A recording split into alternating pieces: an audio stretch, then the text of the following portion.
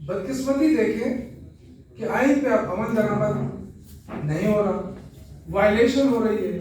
Supreme court کا حکم آیا ہے کہ 90 دن میں انتخابات کرائیں، 50 دن گزر گئے، 40 دن رہ گئے. یہ جو کنٹمپٹ آف کورٹ بھی ہے اور آرٹیکل 6 کے زمرے میں بھی آتا ہے.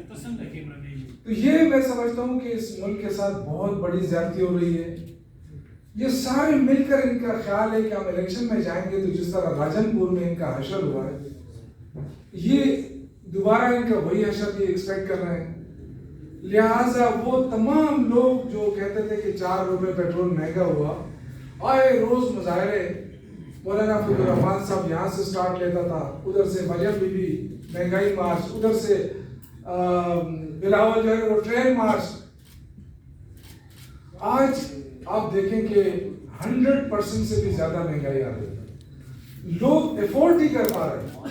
ان کو اپنی بڑی حکومت کی یہ کھینچ رہے ہیں کہ جتنی دیر تک ہم اقتدار میں رہ سکتے ہیں رہیں گے، کیونکہ اس کے بعد تو ان کی کوئی نظر ہی نہیں آ رہی ہے. تو اس کے ساتھ یہ آئین کی اتنی بڑی وائلیشن کر رہے ہیں، کھلواڑ کر رہے ہیں آئین کے ساتھ. ہمارے ملک کا ایک ہی تو ہے آئین اور عدلیہ ہے.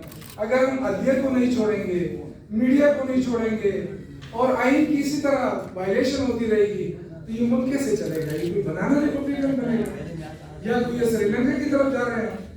تو یہ میں کہنے کا صرف یہ مقصد ہے کہ اس وقت گورنر جو ہے وہ باعث ہے مکمل طور پر. آپ دیکھیں شروع دن سے وہ کہہ رہا ہے کہ جی الیکشن نہیں ہو سکتے. تو کیا یہ 2008 سے زیادہ حالات خراب ہیں؟ اور اگر خراب ہے تو بھئی کس نے خراب کیا؟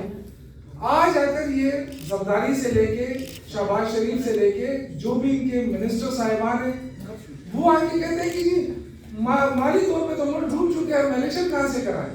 اور عمران خان نے تو ملک کا بیڑا غرق کیا ہے. تو بھئی اگر عمران خان نے ملک کا بیڑا غرق کیا ہے یا عمران خان نے کوئی غلط معاہدہ کیا تھا IMF کے ساتھ تو آپ لوگ کہاں سے آئے؟ آپ نے کیوں ٹیک اوور کیا؟ آپ نے کہا کہ ہم آگے معیشت کو ٹھیک کریں گے. 11 مہینے ہو گئے آپ نے معیشت کا بیڑا غرق کر دیا. اسحاق ڈار کا بڑا نام آتا تھا، اسحاق ڈار نے اس ملک کو تباہ کر کے رکھ دیا.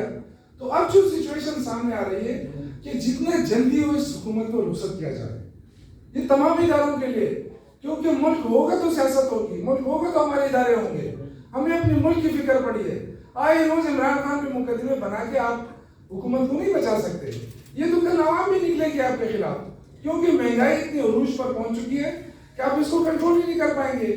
ابھی بھی الیکشن کمیشن کے ساتھ جو کچھ ہو رہا ہے وہ فٹ بال بنا ہوا ہے. الیکشن کمیشن بال ادھر پھینک رہی ہے، گورنر ادھر پھینک رہا ہے. کبھی کہتے ہیں میں مشاورت کر رہا ہوں. بھائی آپ کو یہ کس نے حق دیا مشاورت کا؟ آپ کو سپریم کورٹ نے کہا 1.5 دن مشاورت کر کے آپ اس کے ساتھ کھیل رہے ہیں. تو میں سمجھتا ہوں کہ یہ 22 حکومت ہے، یہاں پی ڈی ایم کی حکومت بنی ہوئی ہے، گورنر پی ڈی ایم کا، نگران کابینہ پی ڈی ایم کی، اور وہ مسلسل آئین کے ساتھ کھیل رہے ہیں.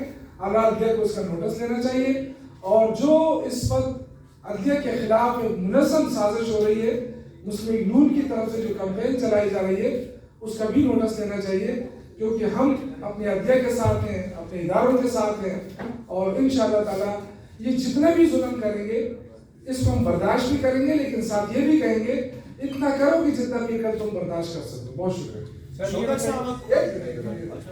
بھائی آپ کو جو دو باتیں جو شوکت بھائی نے کہی، ایک تو یہ کہ 50 دن ہو گئے، 40 دن کے بعد کیئر ٹیکر گورنمنٹ جو بھی ڈیسیجن لے گی، منسٹر، چیف منسٹر، کابینہ، اس کی لیگیلٹی شدید کوسچن مارک ہو. اس لیے ہم اگر الیکشن نہ ہو ایک آئینی بحران کی طرف جاتے ہیں.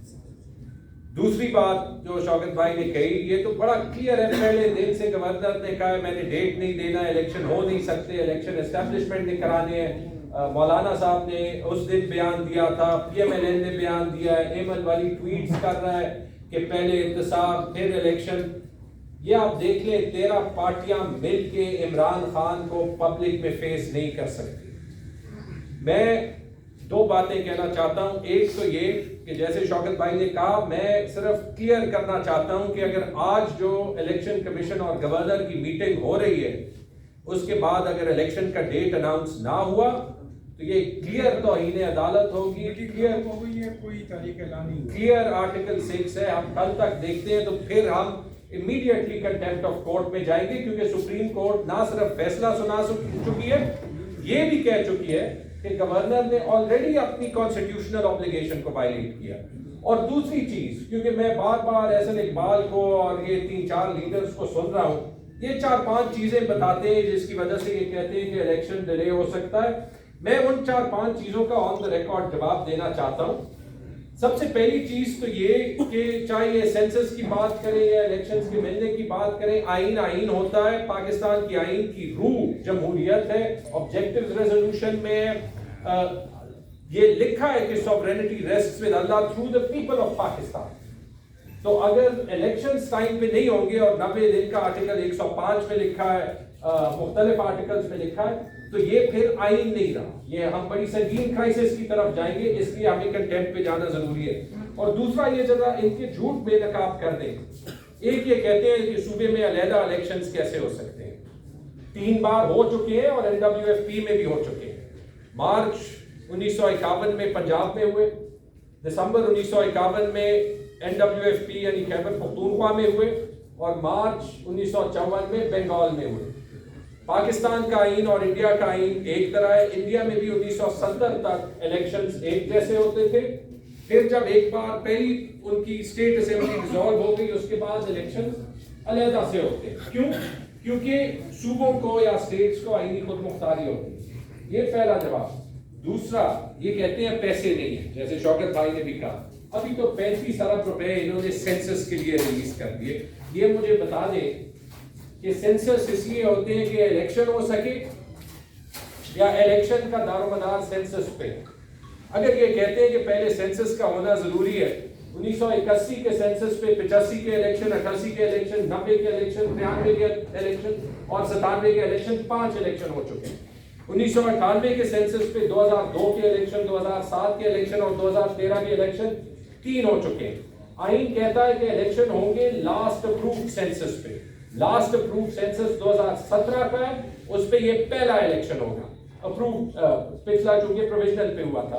اور جو یہ احسن اقبال بار بار کہتا ہے، یہ بات سن لیں کیونکہ اس کا ابھی تک کسی نے جواب نہیں دیا، کہ اگر سینسس بعد میں ہوا اور نیشنل اسمبلی کا الیکشن جو ہے وہ نئے سینسس پہ ہوا، تو بائی الیکشن پرانے حلقوں پہ ہوں گے یا نئے پہ ہوں گے؟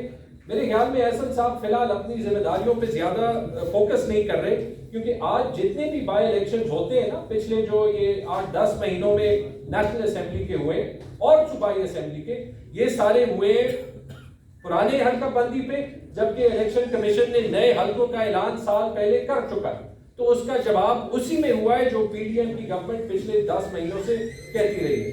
پیسوں کی بات، گورنر کے پی نے تو الیکشنز کی کاسٹ کے پی میں 200 ارب کی کر دی تھی. 200 ارب روپے. میرے خیال میں وہ اپنے بزنس پریکٹسز کو اور الیکشن کی کاسٹ کو ملاتے ہیں.